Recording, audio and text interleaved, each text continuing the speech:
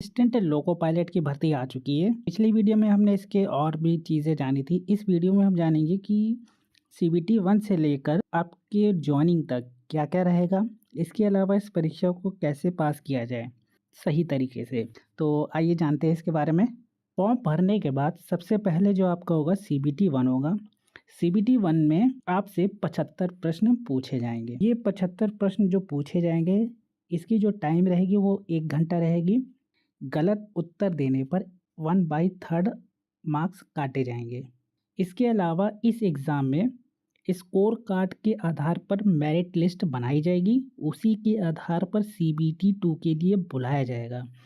सबसे बड़ी चीज़ इसमें ध्यान देने वाली बात है ये है कि इस बार मिनिमम क्वालिफाइंग नंबर आपको लाने पड़ेंगे। जनरल कैटेगरी और ईडब्ल्यूएस के लिए कम से कम 40% मार्क्स होने चाहिए। इसके अलावा ओबीसी और एससी वर्ग के लिए मिनिमम 30% और एसटी वर्ग के लिए 25% अनिवार्य। सीबीटी 1 में जो नंबर आएंगे उसकी गणना अंतिम पैनल तैयार करते समय नहीं की जाएगी, यानी सीबीटी 1 खाली क्वालिफाइंग नेचर है तुम्हारा। इतना तो तुम्हें लाना ही है। इसके अलावा कट ऑफ भी रहेगा। सीबीटी 1 का कट ऑफ के हर एक जोन की अलग अलग कट ऑफ निकलेगी। फिर हम बात करते हैं, जब सीबीटी 1 का कट ऑफ निकल आएगा उसके बाद सीबीटी 2 एग्ज़ाम के लिए बुलाया जाएगा।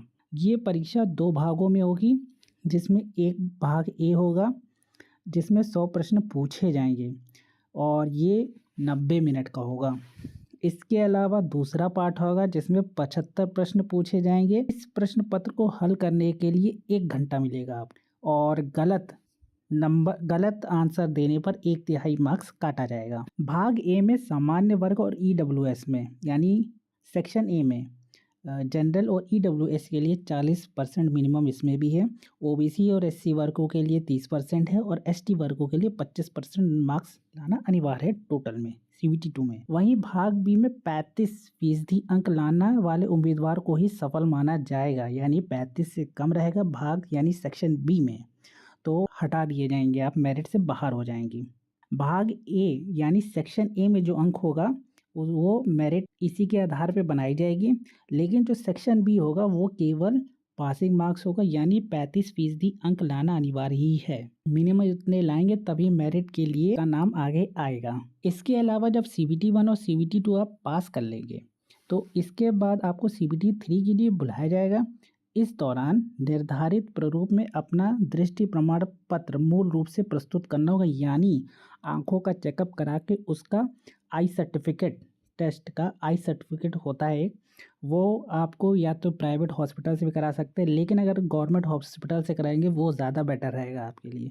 तभी आपको सीबीटी 3 के लिए अनुमति दी जाएगी बैठने के लिए। जो उसको जैसे सीबीटी 1 और सीबीटी 2 है, तीसरा वाला जो रहेगा उसका नाम होता है सीबीएटी। ये केवल इंग्लिश और हिंदी में ही रहेगा, इसमें कोई नेगेटिव मार्किंग नहीं होती है। जब सीबीटी 3 का रिज़ल्ट आपका आ जाएगा, इसके बाद इस चरण में फिर आपका इसके बाद दस्तावेज का सत्यापन किया जाएगा और इसमें मूल दस्तावेज आपको प्रस्तुत करने होंगे। दस्तावेज के सत्यापन में सफल स्टूडेंट का चिकित्सा यानी मेडिकल कराया जाएगा। इसमें उम्मीदवारों की आंखों की भी जांच होगी। आंखों के टेस्ट से पता किया जाएगा सकेगा कि आप दूर और पास की वस्तु ठीक से देख पाते हैं या नहीं, आप किसी भी कलर को पहचान सकते हैं या नहीं, यानी कलर ब्लाइंडनेस टेस्ट होता है वो भी चेक किया जाएगा।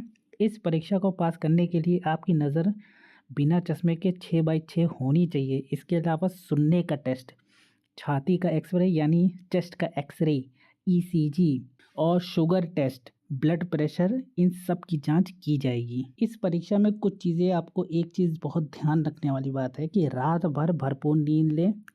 इस एएलपी के एग्ज़ाम के दौरान दिन में पर्याप्त आहार अवश्य लें। इसके जरिए आप सदैव स्वस्थ महसूस करेंगे। खासकर रात में मोबाइल से दूर रखें, नहीं तो आपको आई टेस्ट के दौरान दिक्कत आ सकती है। अभी से दूरी बनाए रखें। अगर पढ़ने में मन ना लग रहा हो तो ज़बरदस्ती पढ़ाई ना करें। बीच बीच में संगीत सुनकर, फिल्म देखकर अपने आप को तरोताज़ा करें, उसके बाद फिर पढ़ाई करें। और सोशल मीडिया से जितना दूर हो सके तो उतना दूर रहें। अब बात करते हैं कुछ खासकर टिप्स की जो आपके लिए काफ़ी फ़ायदेमंद रहेगा इस एग्ज़ाम में, इस एग्ज़ाम को पास करने के लिए। तो सबसे पहला है कि अध्ययन करने की योजना अच्छे से बनाएं। योजना के साथ पढ़ाई का मतलब है कि आप अपने हिसाब से पाठ्यक्रम और समय को देखकर एक योजना तैयार कर लें। इस सिलेबस में कौन-कौन से विषय अच्छे हैं और कौन से कमज़ोर हैं, किसमें आपको ज़्यादा समय देना होगा, किसमें कम, उसी के अनुसार एक समय पर पढ़ाई करें। लेकिन मैं ये कहूँगा कि एएलपी का एग्ज़ाम देने जा रहे हैं तो पुराना पेपर ज़रूर लगाएँ, ठीक। इसके अलावा अभी जो रेलवे के जितने हुए हैं, ALP, JEE, technician, RPF, SI जो भी चल रहे हैं, और एनटीपीसी भी होने ही वाला है अभी लेटेस्ट का 2024 और 2025 वाले, इसके पेपर लगा लें। खासकर मैथ और रीजनिंग, इनके क्वेश्चन लगा लें। क्वेश्चन रिपीट हो रहे हैं, नंबर खाली बदल दिए जाते हैं, बाकी क्वेश्चन का पैटर्न पूरा वही है। करंट अफेयर्स में बहुत हल्का फुल्का ऊपर ही ऊपर देख लें, ज़्यादा डीपली करंट अफेयर पढ़ने की ज़रूरत नहीं है। इसके अलावा हिस्ट्री, पॉलिटी ये ज़्यादा नहीं पूछते हैं, थोड़े क्वेश्चन रहते हैं लेकिन ज़्यादा नहीं होते, और वो भी पुराने पैटर्न, मतलब अभी जो लेटेस्ट रेलवे के एग्ज़ाम हुए हैं उन्हीं के जो क्वेश्चन में जो ऑप्शंस होते हैं उनको अच्छे से देख लें। वो ऑप्शन किस क्वेश्चन के लिए सही बनता है वो अच्छे से देख लें, वो ज़्यादा आपके लिए बेटर रहेगा। क्वेश्चन में अगर देखें, एएलपी के एग्ज़ाम अगर स्टार्टिंग में पहले 2 शिफ्ट में होता है शुरुआत में, तो उसमें खासकर साइंस, करंट अफेयर, हिस्ट्री ये सब आती है, मैथ भी ठीक ठाक आती है। लेकिन अगर मैथ ही आप सारे क्वेश्चन कर ले जाएंगे तो चांसेस हैं कि आप पास कर ले जाएंगे। और जो साइंस वाइंस रहती है वो पुराने पेपर में ही आपको उठा के वही डिट्टो उतार दिया जाता है। और ख़ासकर कोई नई बीमारी है तो उसके बारे में देख लें, उसमें नई वैक्सीन क्या है इसके बारे में देख लें।